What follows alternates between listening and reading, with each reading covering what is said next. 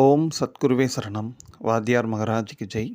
குருவர்களால் கால ரகசிய பதிவேட்டில் பார்க்கக்கூடிய விஷயமானது பார்த்துட்டிங்கன்னா, ஆடி மாதம் வளர்பிறை பிரதோஷம் அதோட அலாதியான பலன்கள் அப்படின்ட்டு எடுத்துக்கலாம். ஏன் அலாதியான பலன்கள் அப்படி பார்த்துட்டிங்கன்னா, ஒவ்வொரு பிரதோஷமும் சரி பலவிதமான விசேஷமான அனுக்கிரகங்களை தாங்கி தான் நமக்கு வந்துட்டு இருக்கிறதா வாத்தியார் எப்பொழுதுமே குறிப்பிட்டு சொல்லுவாங்க.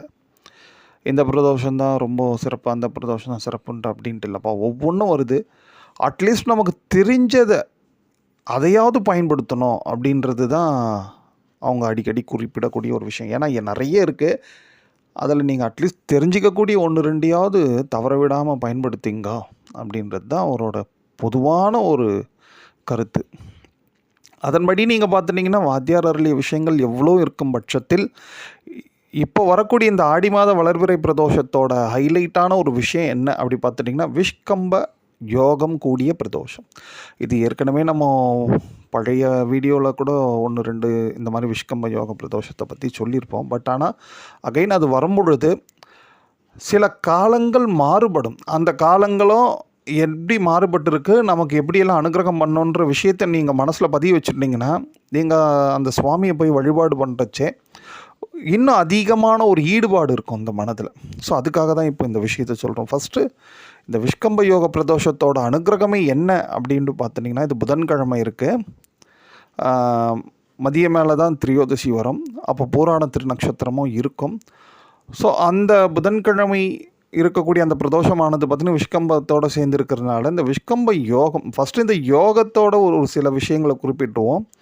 குருவர்களால் பார்த்துட்டிங்க 27 யோகங்கள் இருக்குது. எப்படி 27 நட்சத்திரங்கள் உண்டோ அதுபோல் 27 யோகங்கள் உண்டு. இந்த 27 யோகங்களிலும் வரக்கூடிய பிரதோஷங்களில் யோக நந்தீஸ்வரர் அப்படின்ட்டு ஒருத்தர் சுவாமி நந்தியம்பெருமான் இருக்கார். அவங்க சுயாம்பிகை தேவியோட அந்தந்த ஆலயங்களில் யோக சக்தி மிகுந்த ஆலயங்களில் அவரே சூட்சமாக வந்து அந்த பிரதோஷத்தை நடத்துகிறாரு அப்படின்ற ஒரு விஷயத்தையும் வாத்தியார் குறிப்பிட்டு சொல்லுவார். ஸோ அப்பேற்பட்ட விசேஷமான அனுகிரகங்கள் நிரம்பியது தான் யோகங்கள்.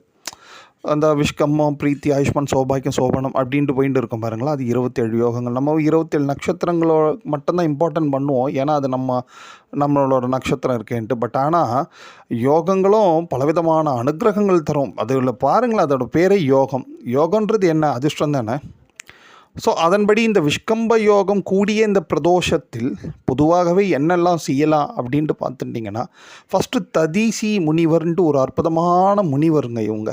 இவங்கள மனசில் நினச்சிக்கணும் அந்த பிரதோஷ வேலையில். ஏன்னா இவர் ஒரு அற்புதமாக இந்த மாதிரி விஷ்கம்ப யோகம் வரக்கூடிய பிரதோஷ காலங்களெல்லாம் பல பிரதோஷங்கள் இந்த மாதிரி விஷ்கம்பம் கூடிய யோகம் கூடிய பிரதோஷம் எப்போல்லாம் வருதோ அப்போல்லாம் அந்த முறையாக பிரதோஷத்தை அனுஷ்டிச்சிருக்கிறாராம். அதனால் அவருக்கு என்ன ஒரு விதமான அனுகிரகம் கிடச்சுன்னா, யோகதீஸ்வர விஷ்கம்ப யோகதீஸ்வர சக்தி அப்படின்ற ஒரு விசேஷமான சக்தி கிடச்சிருக்கான் அவருக்கு. இவர் என்ன பண்ணுவார் பார்த்துட்டிங்கன்னா, இவரோட அனுகிரக ஆசை இருந்ததுன்னா இந்த முதுகு சம்பந்தப்பட்ட நோய்கள் இப்போ இன்றைக்கி பார்த்துட்டிங்கன்னா இப்போ இருக்கிற அட் ப்ரெசண்ட்டு 2 வீலர் இல்லாத ஆள் கிடையாது. 2 வீலர் இப்போ பொம்நாட்டிங்களும் 2 வீலர் ஓட்டுற அளவுக்கு ஆகிடுது இல்லையா. இந்த 2 வீலர் ஓட்டுறது ஒரு வேறு வழி இல்லை, அர்ஜென்ட் அவசரத்துக்கு யூஸ் பண்ணுறோம்.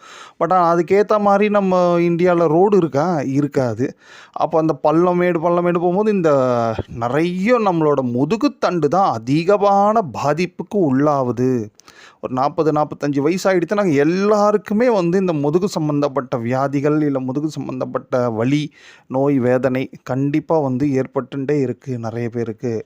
அப்போது நாம் என்ன பண்ணோன்னா, இந்த மாதிரி வரக்கூடிய விஷ்கம்பம் கூடிய காலங்களில் பிரதோஷ வேலைகளில் நாம் முறையாக இந்த மாதிரி பிரதோஷத்தை அட்டன் பண்ணுறது நமக்கு ஃபஸ்ட்டு முதுகு சம்பந்தப்பட்ட வலி, வேதனை, வியாதி நிவாரணம் அப்படின்ற ஒரு விஷயத்தை வாத்தியார் இங்கே குறிப்பிட்டு சொல்கிறாங்க. ஃபஸ்ட்டு இம்பார்ட்டண்டான ஒரு விஷயம் இது. இதில் இன்னொரு ஒரு பெரிய ஹைலைட்டான ஒரு விஷயமும் ஒன்று உண்டுங்க.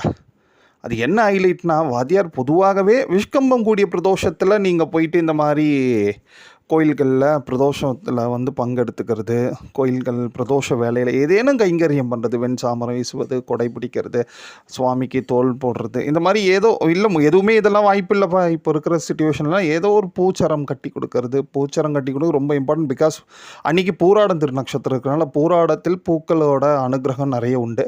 அதனால் அந்த மாதிரி பண்ணுறது இதெல்லாம் சொல்கிறாரு. ப்ளஸ் வந்து கூடுதலாக பார்த்துட்டிங்கன்னா இந்த தூண்களில் இருக்கக்கூடிய சுவாமிகள், அதாவது தூண்கள் எல்லா கோயில்கள் சிவாலயங்களில் பொதுவாகவே நிறைய சிவாலயங்களில் நீங்கள் பார்த்துட்டிங்கன்னா தூண்களில் நரசிம்மர் இருப்பார், ஆஞ்சநேயர் இருப்பார், அண்டு சரபேஸ்வரர் இருப்பார். சரபேஸ்வரர் இன்னும் ஹைலைட்டு.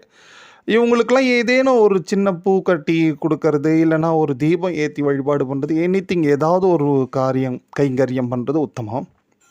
இதெல்லாம் பொதுவான விஷயம். விஷ்கம்ப யோகம் கூடிய பிரதோஷத்தில் இப்படிலாம் நீங்கள் பண்ணிட்டீங்கன்னா உங்களுக்கு முதுகு சம்பந்தப்பட்ட வியாதிகள் ஓரளவுக்கு நிச்சயமாக குறையும். குறிப்பாக பார்த்துட்டிங்கன்னா ரொம்ப ஹைலைட்டாக இந்த விஷ்கம்ப கூடிய பிரதோஷத்தில் எந்த மாதிரியான கோயில்களில் போய் நாம் பிரதோஷத்தை அட்டன் பண்ணால் இமிடியேட்டாக பலன்கள் எதிர்பார்க்கலாம் அப்படின்ட்டு பார்த்துட்டிங்கன்னா, ஒரு கோயில்களில் வந்து ஒன்றுக்கு மேற்பட்ட கொடிமரங்கள் இருக்கக்கூடிய கோயில்கள் இந்த விஷ்கம்ப யோக பிரதோஷத்துக்கு ரொம்ப ஆப்டானதுங்க. அது பார்த்துட்டிங்கன்னா ஒரு சில கோயில்களில் இருக்கும். இந்த நம்ம சென்னையில் இந்த பாடி திருவழிதாயம் சொல்கிறாங்க. பட் ஆனால் நம்ம திருவொற்றியூரில் 1க்கு 3 கொடிமரம் இருக்குது. சுவாமிக்கு பிரதான கொடிமரம், அம்பாளுக்கு ஒரு கொடிமரம், அண்ட் வட்டப்பாறை தேவிக்கும் ஒரு கொடிமரம்ட்டு 3 கொடிமரங்கள் இருக்குது. இந்த மாதிரி 1க்கு மேற்பட்ட கொடிமரங்கள் இருக்கக்கூடிய கோயில்கள் ரொம்ப விசேஷம். ஃபஸ்ட்டு ஒன்று. நெக்ஸ்ட்டு இந்த வைத்திய சக்திகள் நிரம்பிய கோயில்கள், திருவான்மியூர் மருதீஸ்வரர் அண்டு பூந்தமல்லி வைத்தீஸ்வரர், அப்புறம் அந்த பக்கம் மருங்கப்பள்ளம், இங்கெல்லாம் கும்பகோணம் சைடு, இந்த மாதிரி வைத்தியம் சக்தி மிகுந்த கோயில்கள் எங்கெல்லாம் இருக்கோ அங்கேயும் நீங்கள் இந்த மாதிரி விஷ்கம்பம் கூடிய பிரதோஷத்தில் நீங்கள் போய் பிரதோஷத்தை அட்டன் பண்ணுறதுனால நாள்பட்ட முதுகு சம்பந்தப்பட்ட வியாதி வேதனைகள் சிறுக சிறுக நிச்சயமாக தனியும் அப்படின்ற ஒரு விஷயத்தை வாத்தியார் இங்கே குறிப்பிட்டு சொல்கிறார். கூடுதலாக நீங்கள் பார்த்துட்டிங்கன்னா இந்த காய்கறிகள், முருங்கைக்காய், பிரண்டை சம்பந்தப்பட்ட சேர்ந்த உணவுகள் தானம் பண்ணுறது இன்னும் துரிதமாக இருக்குது. எந்த ஒரு பிரார்த்தனையும் எந்த ஒரு பூஜையும் நமக்கு பலிக்கணுன்னா அதுக்கு ரெலிவெண்ட்டாக ஏதேனும் ஒரு நித்தியப்படியோ அல்லது மாதந்தோறுமோ ஒரு தான தர்மங்கள் கைங்கரியங்கள் பண்ணால் தான் நம்மளோட பிரார்த்தனைகள் பலிதமாவதற்கு சீக்கிரமாக வழி கிடைக்கும். ஸோ எப்பயுமே இதை நம்ம அடிப்படையாக அதை ஞாபகம் வச்சுக்கிறது பொதுவான விஷயம். ஸோ இப்போ நாம் இதெல்லாம் வாத்தியார் இப்போ சொல்லியிருக்காரு. நம்ம வழக்கம் போல் கிரகங்களோட கோச்சாரத்தை எடுத்துகிட்டு வந்து மிங்கிள் பண்ணக்கூடிய வேலையில் நீங்கள் பார்த்துட்டிங்கன்னா இப்போ அட் ப்ரெசண்ட்டு கிரகங்கள் இந்த பூஜைக்கு எப்படி நமக்கு ஹெல்ப் பண்ணுது, எந்த கிரகம் ஹைலைட்டாக நமக்கு ஹெல்ப் பண்ண போகுது அப்படின்ற ஒரு விஷயத்தை பார்த்துக்கலாம் குருவர்களால். அதன்படி பார்த்துட்டிங்கன்னா சூரிய பகவான், இந்த சூரிய பகவான் யார் பார்த்துட்டிங்கன்னா இவர் தான் எலும்புக்கு அதிபதி. நம்ம உடம்புல இருக்கக்கூடிய ஒவ்வொரு பார்ட்டுக்கும் ஒவ்வொரு கிரகங்கள் வந்து அதிபதியாக இருப்பாங்க. அதில் இந்த சூரிய பகவான் தான் எலும்புக்கு அதிபதி. அதனால தான் பாருங்கள் மாலை வெயிலில் போய் நில்லுங்க, விட்டமின் டி கிடைக்கும். இதெல்லாம் மருத்துவர்களே சொல்லிட்டு இருக்காங்க இல்லையா. சூரிய சக்தி, சூரிய ஒளி நிறைய நம்ம உடம்புல பட்டால் எலும்பு வலுப்புறம் இப்படிலாம் சொல்கிறாங்க இல்லையா. இதெல்லாம் அன்றைக்கே நம்ம பெரியவங்க ஜோதிடத்தில் இதெல்லாம் சொல்லி வச்சுட்டு இருக்காங்க. எலும்புக்கு காரகத்துவம் வகிக்கக்கூடிய சுவாமி பார்த்துட்டிங்கன்னா சூரிய பகவான். ஸோ அந்த சூரிய பகவான் எங்கே இப்போ அட் ப்ரெசண்ட், அதாவது இந்த விஷ்கம்பம் கூடிய பிரதோஷ வேலை அந்த காலத்தில் அட் ப்ரெசண்ட் சூரிய பகவான் எங்கே சஞ்சாரம் பண்ணிட்டு இருக்காரு அப்படி பார்த்துட்டிங்கன்னா ஆயில்யம் திருநக்ஷத்திரம். இதுதான் வெரி ஹைலைட். இந்த அஸ்வினி ஆயில்யம் இந்த ரெண்டுமே வந்து விசேஷமான மருத்துவ சக்திகள் நிரம்பிய ஒரு திருநக்ஷத்திரங்கள். இந்த நட்சத்திரத்தில் வந்து தான் சுவாமி ட்ராவல் பண்ணுறாரு. பொதுவாகவே சூரிய பகவான் இந்த மாதிரி ஆயில்யத்தை ட்ராவல் பண்ணுறச்சே இந்த என்னெல்லாம் சூரியனோட காரகத்துவம் உண்டோ அந்த வியாதிகளுக்கெல்லாம் நாம் பரிகாரம் பண்ணியாச்சுன்னா இமிடியேட்டாக ரிலீஃப் உண்டு அப்படின்ற ஒரு விஷயத்தையும் வாத்தியார் குறிப்பிட்டு சொல்லுவாங்க.